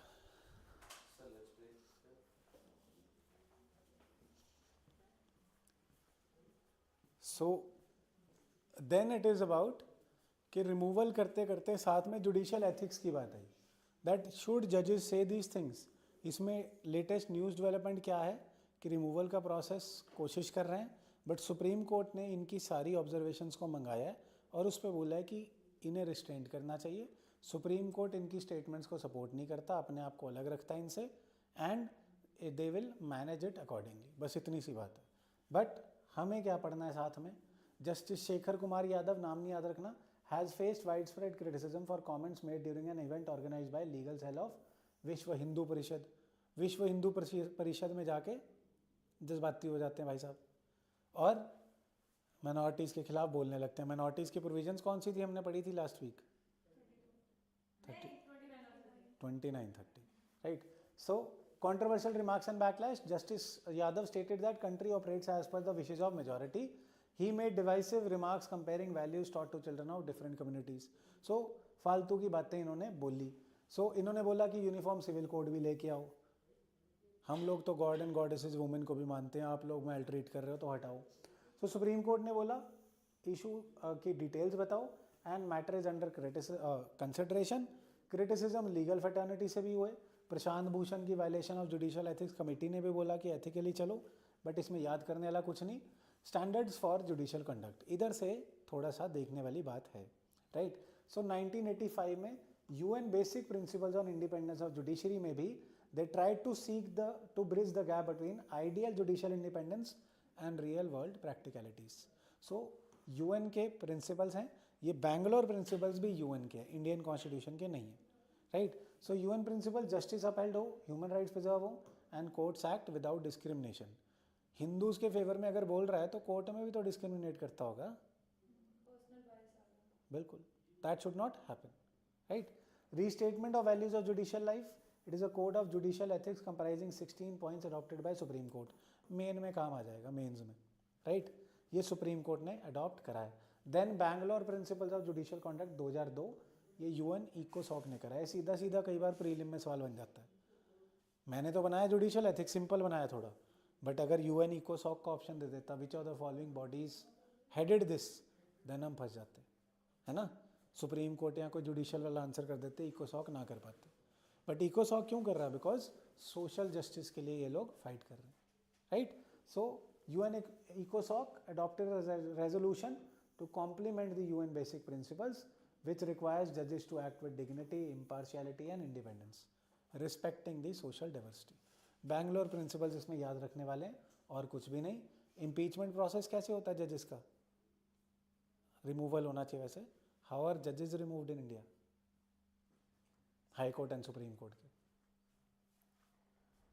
दो ग्राउंड्स पे, proved misbehaviour and incapacity, and what is the process? इससे तीन ही सवाल बनते हैं। एक तो कौन सा ग्राउंड है?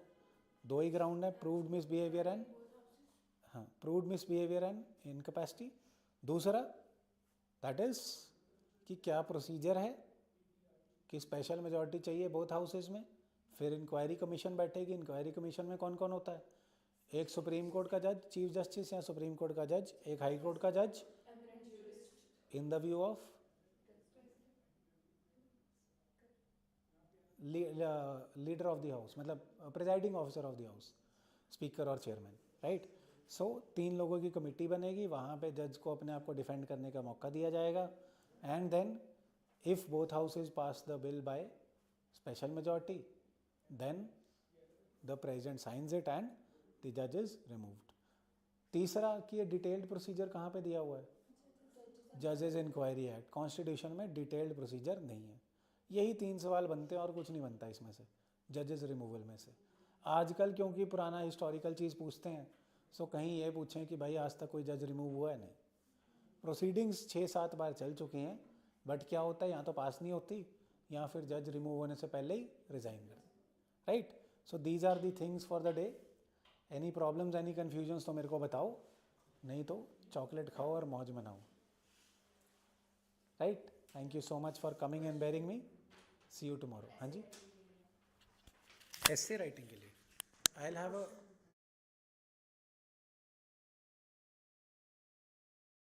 लास्ट टाइम के सबमिटेड है। चलो let's make one, I might have forgotten but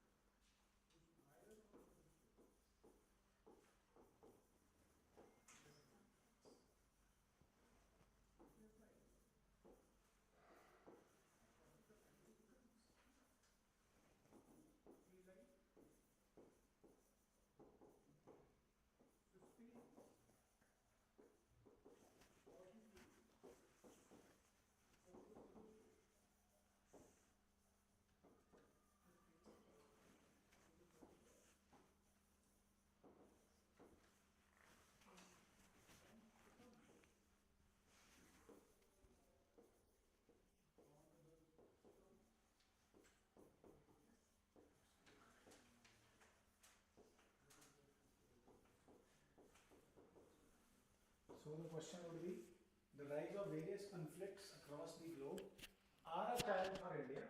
Elucidate the impacts of the conflicts on the Indian economy and society. Right? चलो, गुड इनफ. इट्स ग्रेट कि आप लोग खुद मांग के क्वेश्चन का आंसर मांग रहे हैं.